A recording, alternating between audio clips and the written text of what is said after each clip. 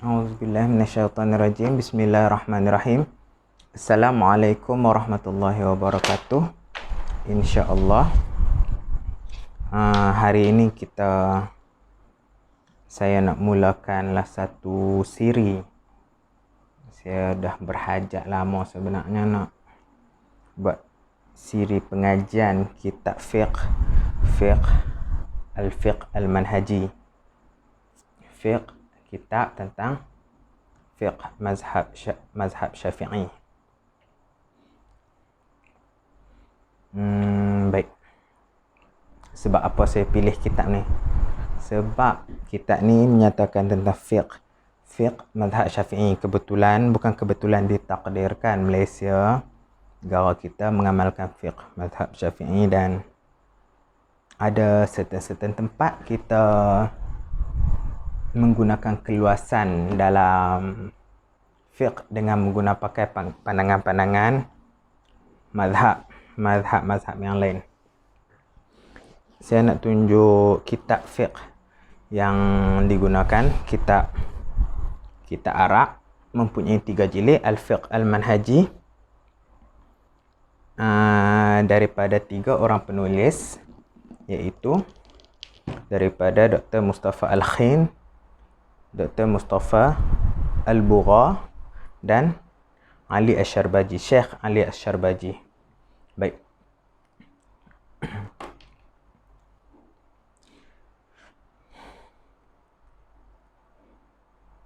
Saya sebenarnya nak buat benda ni lama macam saya kata tadi, tapi tak ada keberanian sebenarnya untuk berkongsi, sebab berasa macam diri tak layak. Tapi setelah dipertimbangkan, bolehlah saya sekadar berkongsi apa yang saya belajar, apa yang saya tahu, insya-Allah.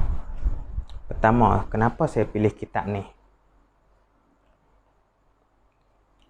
Sebab penerangan dalam kitab ni ringkas, jelas dan padat, sesuai untuk pengajian umum, untuk mula bertaaruf dengan fiqh, insya-Allah. Dan kedua, kitab ini menggabungkan penyataan fiqh dan dengan dalil-dalil naqli dan aqli. Naqli ini naqal daripada Quran dan Sunnah, dan aqli daripada logik akal. Pendapat itu sihat, diterima akal yang sihat, insya-Allah. Baik, kita tengok. Semoga pengajian ni memberi manfaat kepada kita untuk sama-sama mendalami ilmu fiqh lah. Ni hari ni bukanlah kita nak masuk terus dalam kitab fiqh manhaji. Hari ni sebagai apa orang kata, sebagai ta'aruf dengan ilmu fiqh dulu. Apa yang ada dalam fiqh, apa istilah-istilah yang digunakan. Baik. Kita sebagai pemula dulu, insya-Allah di siri yang seterusnya kita akan masuk bab pertama. Baik, sekarang kita tengok pengertian fiqh. Fiqh ni dalam ilmu macam mana orang kata, ilmu Islam, fiqh, hadis, apa semua ada lughah dan istilah. Ada pengertian daripada bahasa dan pada istilah. Kita tengok daripada pengertian bahasa.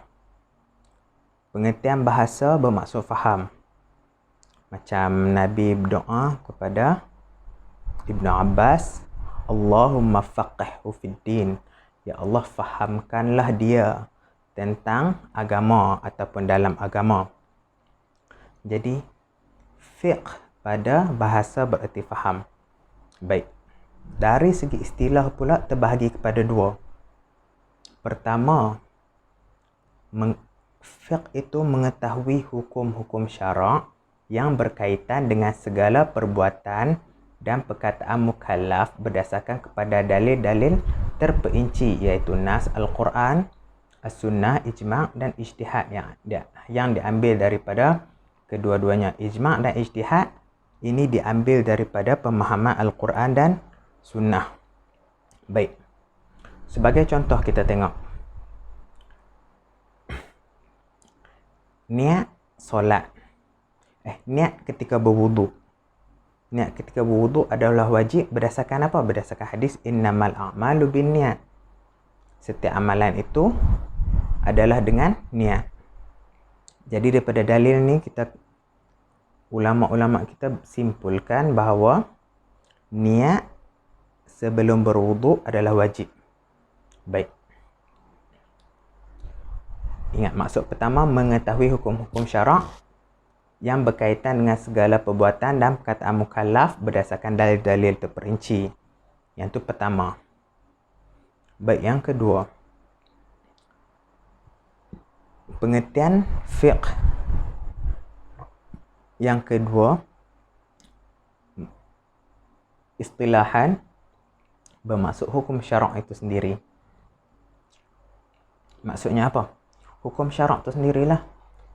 Apabila dikatakan kamu mempelajari fiqh, ia bererti mempelajari hukum-hukum syarak yang terdapat dalam kitab-kitab fiqh yang diambil daripada kitab Al-Quran, Sunnah, Ijma' ulama dan Ijtihad. Contoh, hukum-hukum wuduk. Kita tahu hukum-hukum wuduk. Yang mana wajib, yang mana sunat. Yang mana tak boleh, yang mana boleh. Sebagainya. Perbezaan antara kedua-dua istilah tu. Apa perbezaan dia? Pertama, istilah pertama digunakan untuk mengetahui hukum-hukum. Yang ni kita macam mana untuk mengetahui hukum. Macam kita hukum tu daripada dalil sekian. Yang kedua, istilah kedua digunakan pada hukum syarak itu sendiri. Iaitu kita mengetahui hukum-hukum tu, yang tu ilmu fiqh. Yang tu ilmu fiqh. Baik. Seterusnya. Okey, ni saya ringkaskan supaya kita dapat sedikit Allahumma salli ala Muhammad, dapat sedikit info tentang fiqh, pengenalan tentang fiqh. Okey, antara sumber-sumber fiqh yang tidak diselisihi, semua kita menggunakan, tak ada perselisihan antara sumber-sumber ni. Pertama adalah Al-Quran. Al-Quran ni memang tak ada siapa yang boleh tolak. Jadi ini adalah sumber fiqh yang pertama. Kedua, As-Sunnah. As-Sunnah itu Al-Hadith lah. Hadith daripada perbuatan, min aqwal daripada kata-kata Nabi, min af'al daripada perbuatan Nabi, takrir daripada pengakuan Nabi, ataupun takrir ni perkara yang didiamkan oleh Nabi tapi Nabi tak larang. Macam mana kita boleh kata Nabi diam, Nabi setuju? Sebab apa? Nabi, kalau benda haram, Nabi takkan diam. Jadi, bila Nabi diam, maksudnya benda tu tak salah. Macam tu. Baik. Ketiga, sifat. Sifat ni lebih kepada sifat-sifat Nabi. Khalqiyah atau khuluqiyah. Sifat-sifat macam mana? Akhlak Nabi, khuluqiyah, akhlak Nabi, ataupun ada hadis tentang sifat-sifat macam mana, orang kata rupa bentuk Nabi, keadaan rambut Nabi macam mana, kan, Nabi berjalan macam mana, dan sebagainya. Baik. Kemudian kita tengok ijma'. Ijma' apa ni? Ijma' tadi kita tengok Al-Quran, As-Sunnah. Ini ijma'. Apa tu ijma'? Ijma' bermaksud persetujuan semua ulama mujtahid dalam kalangan umat Nabi Muhammad pada satu-satu zaman terhadap satu hukum syarak. Maksudnya, ijma' tu dalam satu zaman semua ulama masa tu bersetuju dengan satu pendapat. Ijma' ni pun terbahagi kepada ni, ada ijma' bidalil, ijma' dengan dalil. Contoh kan, ijma' dengan dalil apa, berzina contoh, hukum haram berzina, yang tu daripada Al-Quran dan ijma' juga. Jadi macam satu benda yang mustahil, seseorang tu tak tahu kata berzina tu haram. Mungkin ada yang cakap mana kan, dia tak tahu hukum, dia tak bercampur dengan orang, wallahu alam. Baik, kemudian qiyas. Qiyas bermaksud mengaitkan suatu perkara yang tidak nyatakan hukum dia dalam Al-Quran. Yang dinaskan hukumnya kerana persamaan sebab atau illah dia. Illah suatu hukum pada keduanya. Maksudnya macam mana? Satu benda tu, contoh satu benda diharamkan sebab apa? Tapi ada benda lain kita kata haram juga, benda tu tak ada dalam Al-Quran. Macam mana kita nak tahu? Sebab saya bagi contoh. Arak diharamkan sebab memabukkan. Jadi duk kata apa ayat tu apa semua tu, tak ada dalam Al-Quran, kita boleh minum kan? Tak, kita guna kaedah qiyas. Sifat dia apa? Illah dia apa? Illah dia, sifat dia sama tak dengan arak. Dua-dua memabukkan, jadi illah dia sama, jadi hukum dia haram. Macam tu. Tu qiyas. Baik. Kemudian kita tengok muka surat. Okey. Yang ni saya gunakan juga terjemahan apa? Kitab terjemahan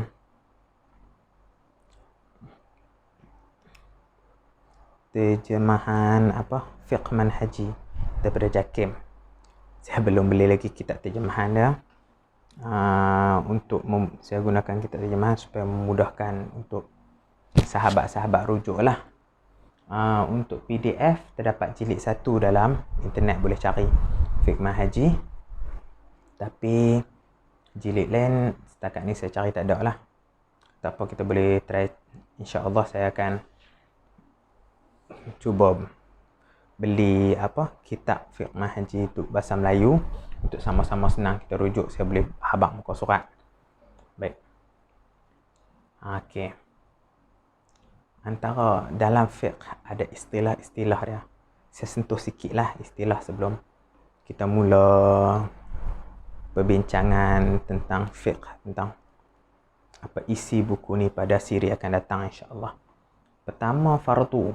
Okey, apa tu fardu? Fardu ialah sesuatu yang ditentukan oleh Allah dengan tuntutan secara mu'tamad. Pelakunya diberikan pahala manakala meninggalkan dikenakan azab. Contoh, puasa, solat. Tu fardu. Solat fardu 5 waktu tu, kalau kita buat dapat pahala, kalau kita tinggal dapat azab. Jadi ini pengertian fardu. Senang. Contoh ibadat puasa disebutkan dalam Al-Quran, kutiba alaikumusiyam, difardukan ke atas kamu, diwajibkan ke atas kamu untuk berpuasa. Baik. Kedua, wajib. Dalam mazhab Syafi'i, wajib dan fardu adalah sama, kecuali pada bab haji. Okey, baik. Fardu dan wajib adalah sama dalam mazhab Syafi'i, kecuali pada bab haji. Wajib dalam bab tersebut ialah perkara yang tidak menjadi syarat sah ibadat haji. Dengan kata lain, meninggalkan perkara wajib haji tidak menyebabkan ibadat haji batal. Kalau kita belajar bab haji, kita akan nampak benda tu. Wajib haji, kalau kita tinggal wajib haji macam mana keadaan, apa kita kena buat. Okey, insya-Allah kita akan bincang lepas ni. Kita akan bincang dalam kuliah akan datang insya-Allah. Baik. Ada dia bagi contoh ni. Contohnya melontar anak-anak batu di ketiga-tiga jamrah. berihram di miqat dan perkara wajib haji yang lain. Oleh itu, siapa yang meninggalkan perkara wajib dalam ibadat haji, hajinya tak sah, tapi dia dianggap telah melakukan kesalahan. Itu dalam haji. Tapi solat fardu dan wajib sama. Fardu dan wajib, contoh dan solat adalah sama maksud dia. Cuma dalam haji dia ada perbezaan sedikit. Baik. Ketiga, fardu ain. Fardu ain adalah tuntutan wajib atas setiap individu mukallaf dengan tuntutan secara muktamad. Seperti solat. Fardu ain ni setiap manusia kena buat sendiri. Contoh solat, puasa, haji bagi yang mampu. Baik. Ibadat wajib ni kena semua buat sendiri dan tak boleh orang lain buat. Orang lain contoh, orang lain solat, kita tak solat. Tak boleh. Sebab kita tanggung kita sendiri. Tu fardu ain. Fardu ain kena semua sama buat. Semua buat individu tu bertanggungjawab atas fardu yang apa yang difardukan ke atasnya. Contoh solat. Keempat, fardu kifayah. Fardu kifayah adalah satu tuntutan atas kumpulan orang Islam. Ni yang orang kampung cakap fardu kifayah seorang buat, yang lain tak payah kan. Lebih kurang maksud dia betul lah tu. Sekelompok buat, yang lain gugur kewajipan untuk buat benda tu. Jadi bila seorang buat, orang dan sekelompok orang Islam tu ada separuh buat benda tu, buat kewajipan tu, maka yang lain terlepas daripada dosa. Kalau tak ada semua orang tak buat benda tu, maka semua berdosa. Faham? Contoh, saya bagi contoh solat jenazah. Bukan semua orang boleh buat kan. Bukan semua orang ada masa nak buat, dan bukan semua orang diberi kesempatan untuk buat. Ada yang diberikan rezeki lebih untuk solat jenazah. Sebagai contoh, dalam satu kampung ada seorang yang meninggal. Jadi tak semua orang mampu buat. Mungkin ada dalam beberapa orang yang pakar dalam menguruskan jenazah. Jadi bila yang tu dah buat dah, yang lain terlepaslah dosa. Faham? Macam tu. Baik. Kalau tak ada seorang pun urus jenazah tu, semua berdosa. Sebab semua tak berlepas diri daripada kewajipan fardu kifayah ni. Bila seorang buat macam tu lah orang kata. Okey, kelima, rukun. Rukun adalah perkara wajib yang dilakukan dalam sesuatu amalan ini kerana ia adalah sebahagian daripada hakikat amalan tersebut. Seperti membaca Al-Fatihah, rukuk, sujud ketika bersolat. Semua ini dinamakan rukun. Kan? Rukun ni kita tak buat, tak sahlah solat kita. Rukun ni apa yang ada dalam solat tu yang kena buat. Apa dia contohnya? Baca Fatihah, takbiratul ihram. Tu rukun. Kita tak takbiratul ihram, tak Allahu Akbar masa awal-awal tu solat, maka tak sah. Sebab dia rukun. Fatihah, kita tak baca Fatihah, tak sah sembahyang kita, sebab dia rukun. Rukuk, sujud dan sebagainya. Ada yang sunat. Baik, syarat. Syarat adalah perkara yang wajib dilakukan dalam suatu amalan, tapi bukanlah sebahagian daripada hakikat amalan tersebut. Bahkan perkara tersebut mendahulunya, seperti berwuduk, masuk waktu solat dan menghadap kiblat. Sebagai contoh, syarat sah solat. Pernah dengar kan? Syarat sah solat adalah berwuduk. Wuduk asalnya tak wajib, tapi untuk solat kita wajib berwuduk. Sebab apa? Sebab tu adalah syarat sah solat. Sebab wuduk ni dia bukan dalam solat. Macam tadi rukun dia duduk dalam solat kan. Wuduk ni dia asing. Dia bukan duduk dalam solat. Jadi wuduk ni jadi wajib bila kita nak solat. Kalau kita tak solat, maka hukum berwuduk sunat. Contoh, kita nak tidur sunat berwuduk. Nak pegang apa? Pegang Quran. Wajib wuduk. Sesuatu dia ikat sesuatu, menjadikan sesuatu tu wajib. Baik. Ketujuh, mandub. Mandub ni apa dah? Mandub adalah perkara yang dituntut oleh syarak melakukannya, tapi dengan tuntutan secara tidak muktamad dan diberikan pahala jika melakukan dan tidak berdosa jika meninggalkan. Buat dapat pahala, tak buat tak dapat dosa. Benda apa tu? Sunat. Benda sunat, kalau kita buat dapat pahala, tak buat tak dapat dosa. Ibad. Contoh solat duha, qiyamul lail, puasa 6 hari pada bulan Syawal dan lain-lain. Sunat duha. Sunat buat, tapi kalau kita tinggal tak dapat dosa. Sunat dapat pahala, buat dapat pahala, tinggal tak dapat dosa.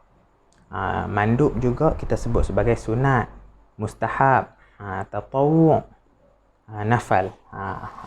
Solat nafilah, kita ada pernah dengar solatun nafilah. Kan? Solat sunat. Yang bawa maksud sunat sama. Mandub ni maksud sunat. Baik. Ke-8, harus ni adalah satu perkara yang sama saja hukumnya, sama ada tinggal atau buat. Kita buat tak dapat pahala, tinggal tak dapat dosa. Buat tak dapat pahala, tak dapat dosa, tinggal tak dapat pahala, tak dapat dosa. Ini kerana sebab apa? Syarak tidak memerintahkan kita untuk tinggal atau buat. Malah kita diberi kebebasan sama ada untuk melakukannya ataupun tidak. Justru perbuatan tersebut tidak diberikan pahala atau dosa. Sebagai contoh, makan. Makan contoh. Contoh hari ni saya nak makan nasi ayam. Isteri saya nak makan nasi goreng paprik. Makanlah. Kita nak makan asalkan benda halal. Halal tu wajib. Halal tu kita kena jaga. Cuma nak makan terpulang kepada kita, tu harus. Ataupun ada ayat yang bermaksud ayat surah Jumu'ah yang apa? Fa idza qudiyatis shalah tufantashiru fil ardi wabtaghu min fadlillah. Maksudnya kemudian setelah selesai sembahyang apa?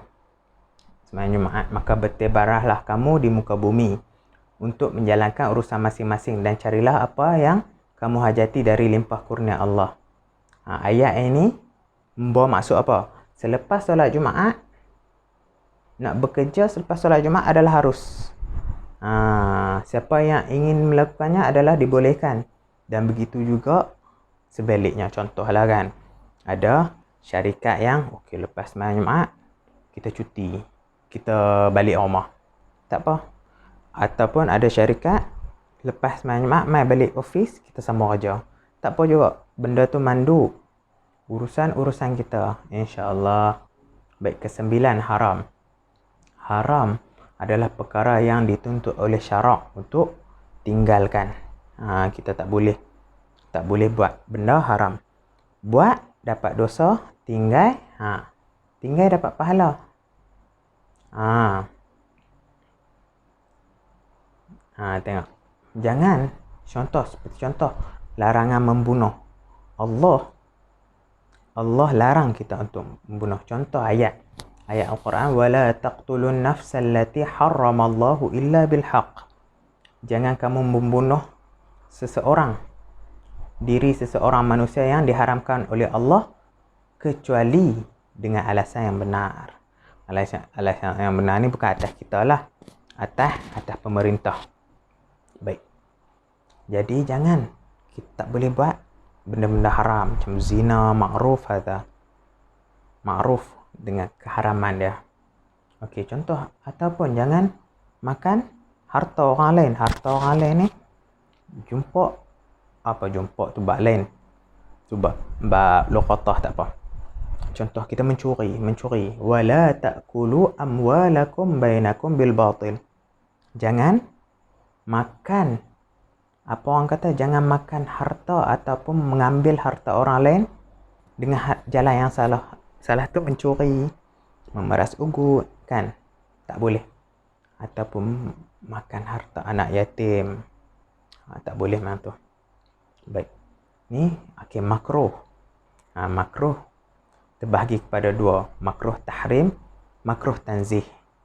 Makruh ni benda apa? Kita bagi secara umum dulu. Makruh ni kita buat tak dapat apa. Kita tinggal dapat pahala. Okey. Contoh ni lah. Contoh popular makan bawang, makan benda yang busuk.